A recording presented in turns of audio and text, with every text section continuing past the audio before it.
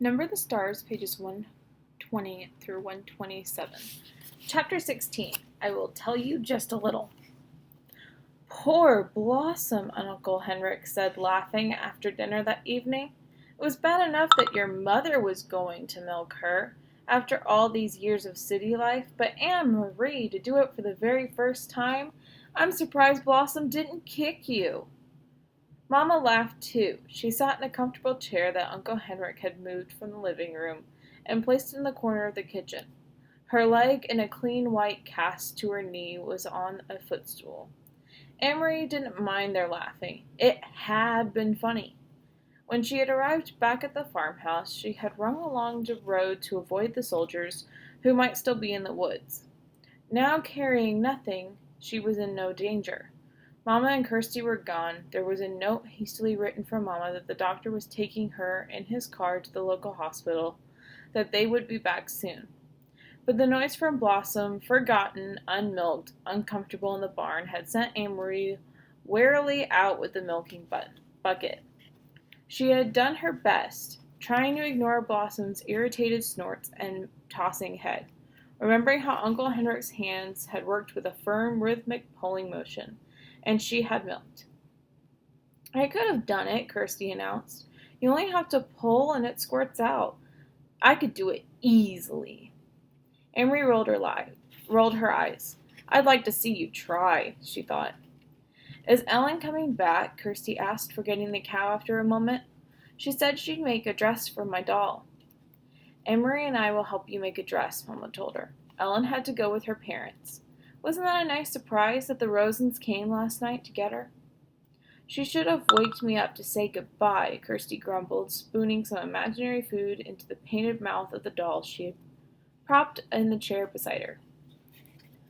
Amory, Uncle Henrik said, getting up from the table and pushing back his chair. If you come with me now to the barn, I'll give you a milking lesson. Wash your hands first. Me too, said Kirsty. Not you two, Mama said. Not this time. I need your help here, since I can't walk very well. You'll have to be my nurse. Kirsty hesitated, deciding whether to argue. Then she said, I'm going to be a nurse when I grow up, not a cow milker. So I have to stay here and take care of Mama. Followed as usual by the kitten, Amory walked with Uncle Henrik to the barn through a fine misty rain that had begun to fall. It seemed to her that Blossom shook her head happily when she saw Henrik and knew that she would be in good hands again. She sat on the stacked hay and watched while he milked, but her mind was not on the milking. Uncle Henrik, she asked, where are the Rosens and the others? I thought you were taking them to Sweden on your boat, but they weren't there. They were there, he told her, leaning forward against the cow's broadside. You shouldn't know this, but you remember that I told you it was safer not to know. But, he went on as his hands moved with their sure and practiced motion, I will tell you just a little, because you were so very brave. Brave? Amory asked, surprised. No, I wasn't. I was very frightened. You risked your life. But I didn't even think about that. I was only thinking of... He interrupted, smiling her. That's all that brave means. Not thinking about the dangers. Just thinking about what you must do. Of course you were frightened. I was today too. But you kept your mind on what you had to do. So did I. Now let me tell you about the Rosens. Many of the fishermen have built hidden places in their boats. I have too. Down underneath, I have only to lift a few boards in the right place, and there is a room to hide a few people. Peter and the others of the resistance who work with him bring them to me, and to the other fishermen as well. There are people who hide them and help them along the way to Galilee. Amory was startled. Peter is in the resistance?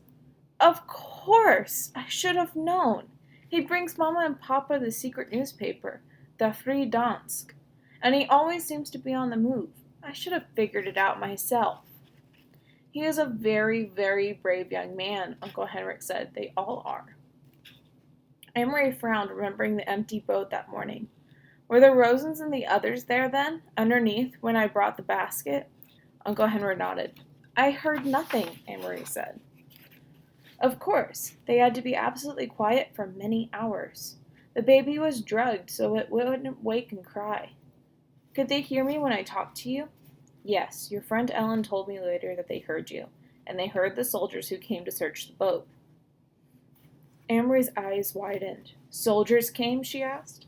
I thought they went the other way after they stopped me. There are many soldiers at Gilleleahy, all along the coast. They are searching all the boats now. They know that the Jews are escaping, but they are not sure how, and they rarely find them. The hiding places are carefully concealed, and often we pile dead fish on the dock as well. They hate getting their shiny shoes dirtied. He turned his head toward her and grinned. Amory remembered the shiny boots confronting her on the dark path. Uncle Henrik, she said, I'm sure you are right that I shouldn't know everything. But please, would you tell me about the handkerchief? I knew it was important to pack it, and that's why I ran through the woods to take it to you. But I thought maybe it was a map. How could a handkerchief be important? He set the filled pail aside and began to wash the cow's udder with a damp cloth. Very few people know about this, Anne-Marie, he said with a serious look. But the soldiers are so angry about the escaping Jews and the fact that they can't find them, that they have just started using trained dogs. They had dogs, the one who stopped me on the path. Uncle Henrik nodded. The dogs are trained to sniff about and find where people are hidden. It happened just yesterday on 2 boats. Those damn dogs, they go right through dead fish to the human scent. We were all very, very worried. We thought it meant the end of the escape to Sweden by boat. It was Peter who took the problem to scientists and doctors. Some very fine minds have worked day and night trying to find a solution. And they have created a special drug. I don't know what it is, but it is in the handkerchief. It attracts the dogs, but when they sniff at it, it ruins their sense of smell. Imagine that. Amory remembered how the dogs had lunged at the handkerchief, smelled it, and then turned away. Now, thanks to Peter, we will each have such a handkerchief, each boat captain.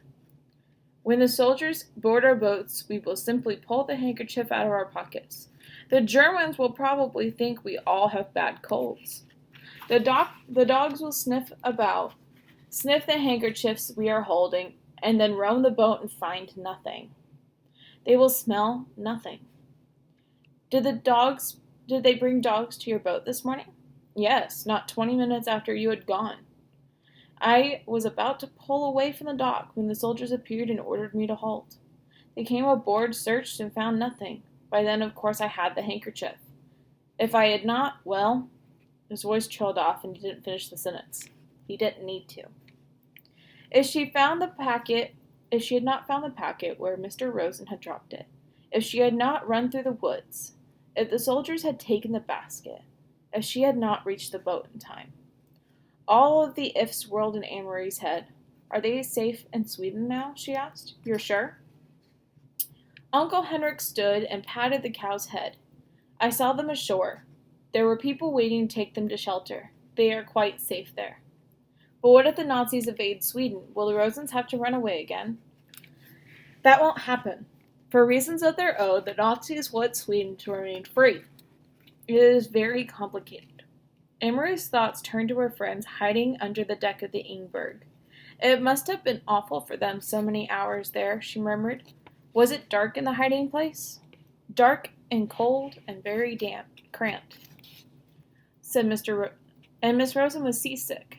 Even though we were not on the water very long. It is a short distance, as you know. But they are courageous people, and none of that mattered when they stepped ashore. The air was fresh and cool in Sweden. The wind was blowing. The baby was beginning to wake as I said goodbye to them. I wonder if I'll ever see Ellen again, Amory said sadly. You will, little one. You saved her life, after all. Some day you will find her again. Some day the war will end, Uncle Henrik said. All wars do. Now then, he added, stretching. That was quite a milking lesson, was it not? Uncle Henrik, Amory shrieked, and then began to laugh. Look, she pointed, the god of thunder has fallen into the milk pail.